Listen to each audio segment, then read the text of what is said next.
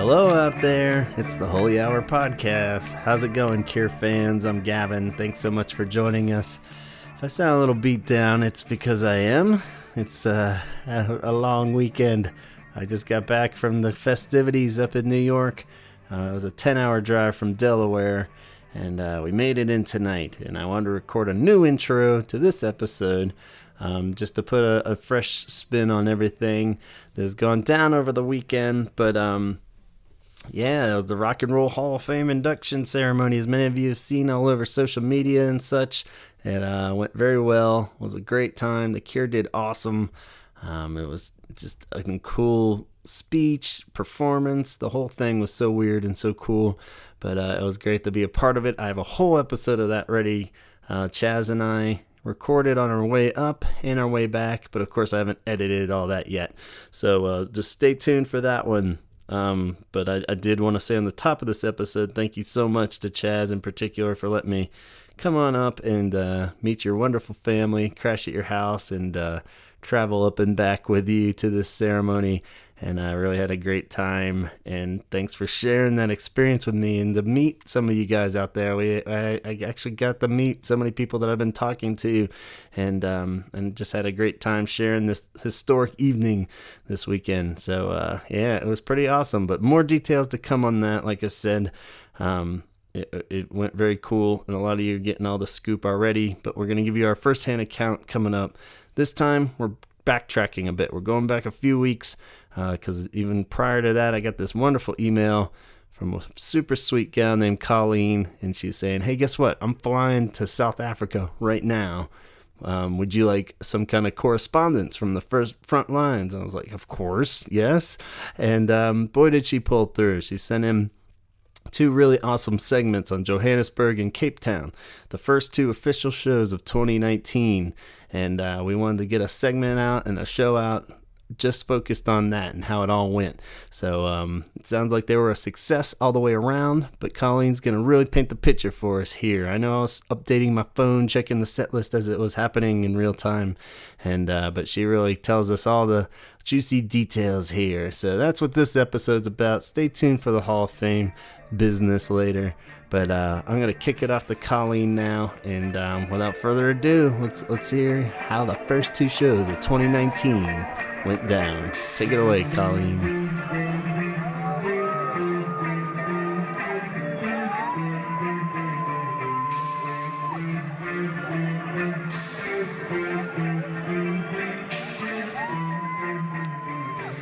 Hi, my name is Colleen, and I am a crazy Cure fan. I just flew from San Francisco to Johannesburg to see The Cure headline Rock on the Lawns in Johannesburg, South Africa. And I'm flying to Cape Town tomorrow to see them again. I contacted Gavin about recording something about these concerts for the Holy Hour podcast, and he has agreed to let me share. First, a little bit about myself. I've been a fan for over 30 years, since 1987 when I was 12, almost 13. I heard Why Can't I Be You on the radio. I learned the band's name, and then I asked for Kiss Me, Kiss Me, Kiss Me for my 13th birthday. I have been hooked ever since. As I worked through their back catalog and simultaneously became more of a teenager, my favorite Cure music shifted to the slower, heavier, darker stuff. But I always say if it wasn't for the pop song Why Can't I Be You, I never would have found them. My favorite albums shift from time to time, but they are usually either 17 Seconds, Faith, or Disintegration. I've seen The Cure live probably around 15 times. I love them live. I love that they play long shows and try to cover a lot of their catalog. It really seems like they understand the fans and they want to please the fans and they really appreciate the fans. Sometimes I get quite overwhelmed at concerts and I think to myself, is this what religious people feel in their places of worship? That's kind of what I think it feels like. I also think I carry this weird sense of urgency or this feeling of time running out about seeing them in concert. I remember feeling like really devastated. It sounds like a strong word, but when you're 13, you can feel devastated over small things. When I was 13, that they had been a band for almost 10 years and I had missed them. I thought they were probably never going to make music again and I had just missed out. And I think I carry that feeling with me to this day. I also carried with me for 30 years a weird guilt about missing the Kiss Me tour. For many years, I thought I had just failed to get tickets despite being this huge 12-year-old, 13-year-old Cure fan. And it was like, I was never going to miss a concert again. And it was really funny because recently I looked up online the Kiss Me tour dates for California and learned that the concert was several months before I even discovered the Cure. And it was weirdly this huge mental relief. It was like 30 years later, I learned that I'm not a delinquent Cure fan after all. So until last year, I had only seen them in California. I would catch them in the San Francisco Bay Area and sometimes travel to San Diego and Los Angeles. I'd seen them in Coachella, Napa's Bottle Rock Festival. But on a last-minute whim, I decided to go to London to see them in Hyde Park in 2018. And after that, I decided, even though people think I'm crazy, the travel is worth it to see them, as long as I can manage it financially and in terms of work, keeping my job and all that. So when the dates in South Africa were announced, I just pounced. And then when they announced that they were going to do 20 plus festivals in 2019, I decided no other vacation plans. I'm just going to treat myself and make it the year of the Cure and try to catch as many as I can and not lose my job. This is something I couldn't have done when I was younger and super broke. And besides, I might still sort of feel guilty about missing the Kiss Me tour in 1987 when I was 12. So anyway, here I am in Johannesburg, and I just got back to my hotel after the concert. It was an outdoor venue. There were 8 South African bands in the lineup. I decided to skip most of them. I'd listened to them on Spotify. I'd never heard of them before, and I wasn't really that impressed. They didn't remind me. They seemed to be really different from The Cure. Unlike Hyde Park, or like a lot of those bands I really liked, and I felt like they had a lot in common with The Cure. So I arrived just before the last one went on stage. There was a reasonable crowd, and it was a large area. The festival was 2-tiered general admission. There was a golden circle close to the stage. I had bought the golden circle ticket, which by U.S. standards was quite reasonable. I think it was about $60. The crowd wasn't very dense, so I kind of scanned, and I think I can get close to the stage. The Cure started right at 8:15 and played until almost 11 when there was a curfew. So they played for almost 3 hours, which is really pretty good for a festival. So I was pleased. Don't have a lot to say about the set list. It was basically what I expected. Mostly hits, no deep cuts or B-sides, no new material, even though they're supposed to be working on an album. And they didn't play the unreleased songs that they played on the 2016 tour. I think this is fair considering that they've never played South Africa before, and that it's a festival. They need to play the hits. They basically played the set list from Hyde Park with just a few changes. I remember being a little disappointed about the set list at Hyde Park, especially after the great job that they did balancing all the songs for the 2016 tour. But this time I went in expecting all hits, so I wasn't disappointed. I actually wasn't even annoyed when the crowd went like super crazy, super wild for Friday, I'm in Love. In the past, it's always really annoyed me, but maybe I'm maturing and getting over it and realizing that not everybody knows all of their songs like I do. And I myself, I go to lots of concerts and I go to bands, and sometimes I don't know all their songs, and it's always nice to hear the songs that you recognize, so I'm starting to get a little bit more appreciation for it. But it really makes me want to go to Sydney and Malahide, Ireland, and I'm really curious how the set lists will evolve as they tour.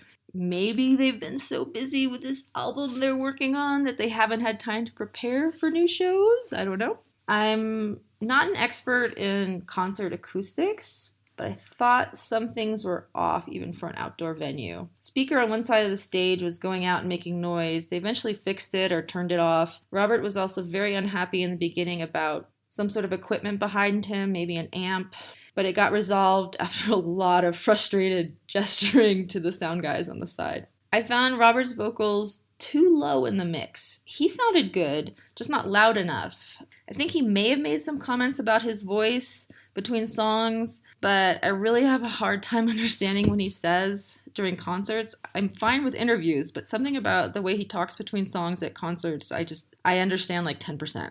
He kept apologizing about not talking between songs, and then saying something about his voice that I couldn't get, so maybe it's related. Maybe someone can decipher what he said and clear it up for me. I'm getting happier. You believe it, I'm next on the song. This is a very apt song. Come on, Robbie!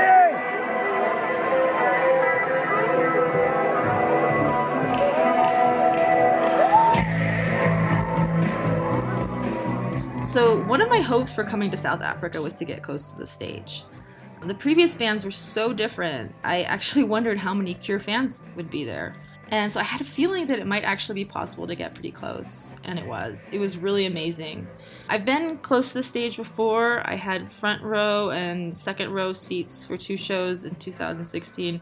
Actually, for the second row one, the people in the first row let me sneak up into the first row until I almost got kicked out by security. But in those ones, even though I was super close, I felt like there was still a larger gap, I feel like, between the stage and the front row, and the stages might have been higher. So I came when the preceding band was on, and I started out pretty close, and then I just kind of worked my way up almost to the barrier, the crowd barrier, by the end of the show. I could see all of the expressions on the band members' faces and all the times they communicated non-verbally or smiled at each other or shared some sort of joke. Simon was chewing gum.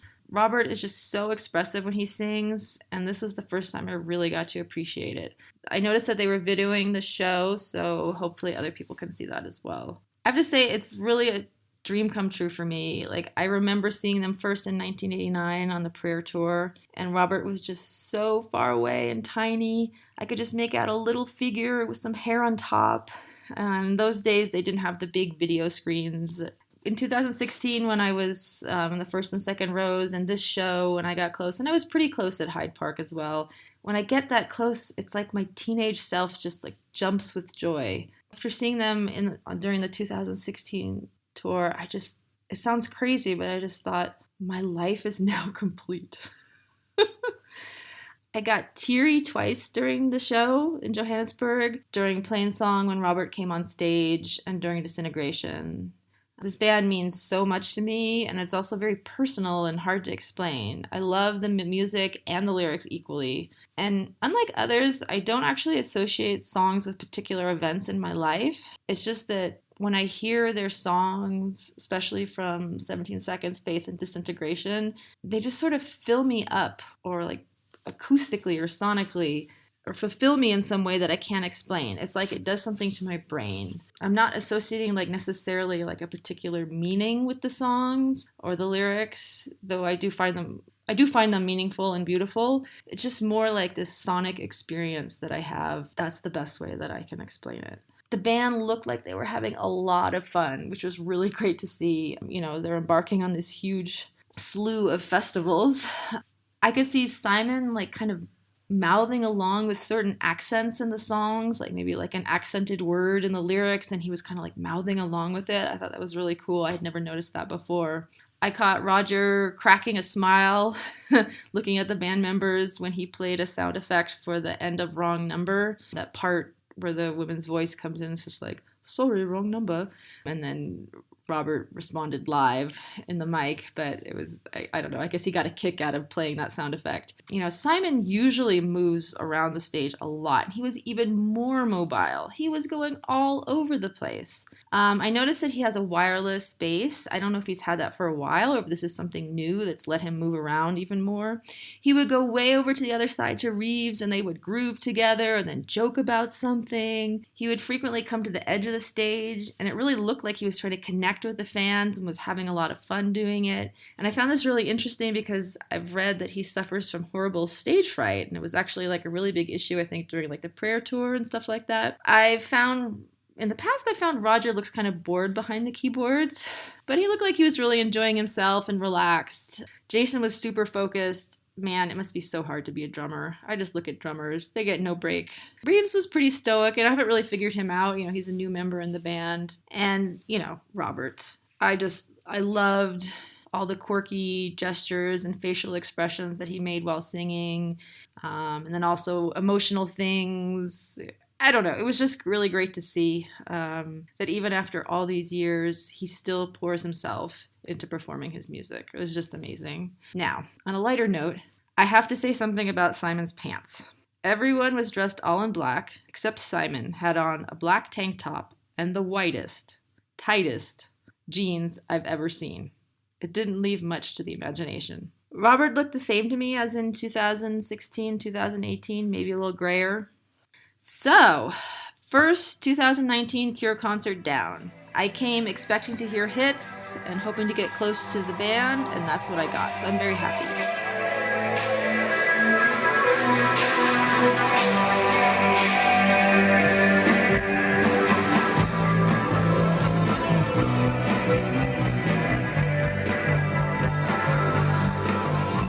All right, well, it sounds like we started out on a good note. First one in the bag is a success, and damn, I wish I could have been there. That sounds awesome. Thanks so much, Colleen.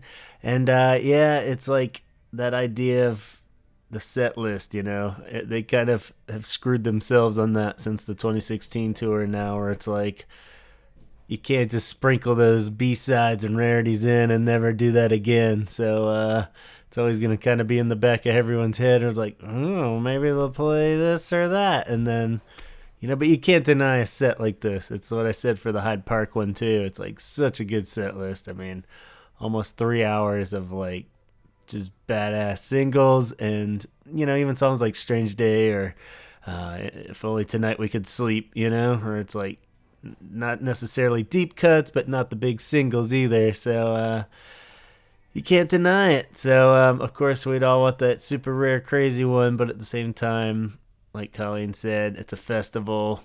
They've never been there. And, majority of the crowd, that's what they want to hear. So you gotta give them some slack on that. And same with the length of the shows. It's going to be impossible for them to ever scale back if they want to. I'm assuming... Whoa. Hey, cat.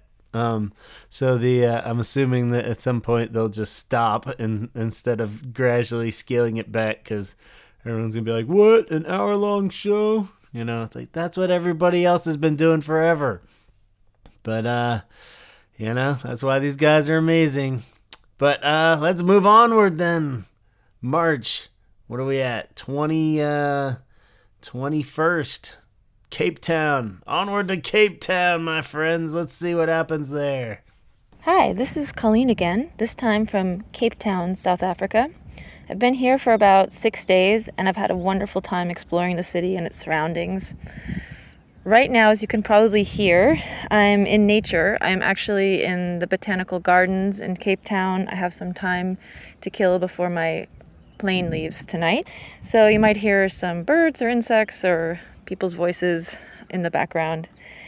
I ran into 2 Cure superfans on Table Mountain in Cape Town. I'll call them T and M. I didn't ask permission to use their names or anything, so I'll just go with that. It was funny because I recognized the guy from the Johannesburg concert because he was the one who got the single set list that was thrown into the audience by the techs. And he was also with a woman wearing a Cure t-shirt, so I figured they must be fans, and I went over and chatted their ears off for some time, as I don't get to talk Cure stuff too much these days, except by myself.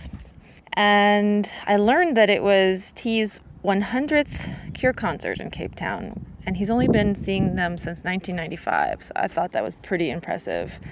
Em didn't say how many concerts she'd been to, but I think it's up there. I feel kind of pathetic having seen The Cure only 15 times. I'll have to catch up this summer. The concert in Cape Town was extremely similar to the concert in Johannesburg. They swapped out a few songs. They played Let's Go to Bed, Want, Hot, Hot, Hot. But the concert was the same length and had the same energy. Everybody looked really happy to be there and really, humbled to have such a great fan base. And the crowd was really, really enjoying it. I was able to get up really close again, which was nice.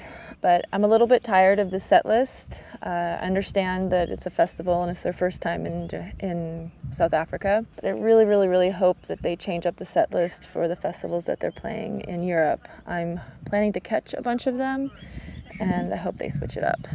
One thing I've noticed since Hyde Park is the amount of young people attending Cure concerts. At Hyde Park, I saw what looked like a lot of teenagers with their parents, and I thought that was really cool. In Cape Town, I was surrounded by this somewhat annoying group of teenagers, maybe 18, I don't know, I can't really judge these things, full of lots of snarky comments and stuff like that. But they were really big Cure fans, it seemed like they were really into it. And I started thinking about it. I like to put myself Like, where was I when I was 18? And that would have been 1992. In 1992, what band would have been playing for 40 years? That would have had to have been a band that released their first album in 1952. I would not have been listening to music that had its heyday in the 1950s. That was my dad's music. The closest I got was maybe like late 60s, early 70s. I liked The Doors. I liked later Rolling Stones. I liked Jimi Hendrix. But yeah, so it was really interesting. I'm curious from younger fans out there how they got introduced to The Cure. Is it from their parents, or is it just it's so easy to explore music like on Spotify or YouTube and just get introduced to bands that, in my time, it was harder to find out about. So that was kind of fun to see. As I mentioned, I expected that the concert would be kind of a repeat from Johannesburg, and I focused my time away in Cape Town. And so I've really been focused on seeing Cape Town and the surrounding areas and trying to get just a teensy bit of understanding of the culture and the history here. It's a really beautiful town, and everybody here has been so kind and nice to me. It's also very eye-opening. The disparity between the rich and poor is already bad enough in the US, but here it's so much worse. And it kind of makes you reflect on your lot in life. I've had my ups and downs, but I'm incredibly lucky to be able to do things that I'm able to do now in my life like this, like spend a week in South Africa to see my favorite band. And it just makes you realize how much your luck in life just depends on circumstances, where you were born, what social class you were raised in. Different opportunities are given to different people in different places, and it's not fair. So yeah, just makes you reflect on life and make me realize how lucky I am, and really appreciate that I'm able to take this time to do this. And it doesn't hurt to sit at the foot of some beautiful mountains near the ocean in a wonderful botanical garden, waiting to go back home. Thanks for listening, and if Gavin lets me, I'll report on some other concerts like in Sydney and Ireland, and maybe some from Europe. Thanks. All right, I think on behalf of every Cure listener and fan out there, yes, please, Colleen, we would be forever grateful for any thoughts and observations on any of your further Cure adventures in 2019. So as far as I'm concerned, the green light is on. So thank you so much for these segments and sharing your thoughts on Cape Town and Johannesburg. To everybody that traveled out there, I hope you had a great time and had safe travels. And to everybody in South Africa, I hope it lived up to the wait, and this was your first real chance to see The Cure, and I hope it was a wonderful experience. So we're going to keep this episode as a little shorty.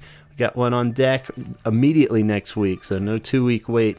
It's been a conversation I've been dying to get out there between our good friends Bella and Kelly. Happened before the holidays even, but it'll be another member profile episode where they talk about Pearl and the whole shebang, and might be kind of a relevant episode now. Apparently there was a mysterious tweet that went out during the rock and roll induction ceremony, and so maybe some light will be cast on that before the episode even comes out. But yeah, check into that if you haven't heard.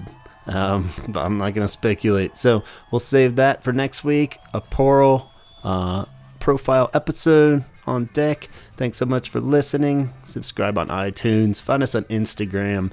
Email me at gavinconner@gmail. Follow that Facebook page.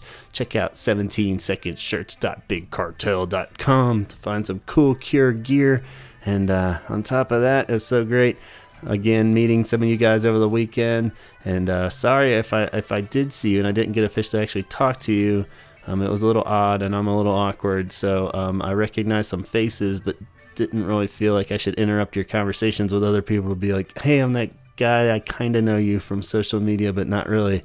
So sorry, but I was thinking how I wanted to talk to you, all of you. So we'll get you next time, man. Sounds like there's some promising stuff on the horizon for the fall now. That was one of the big takeaways of the weekend, too. So all very exciting. Disintegration, new album, so much to live for. Let's all see each other soon, and we'll talk to you next week. Talk hard. I'm going to bed now. Good night.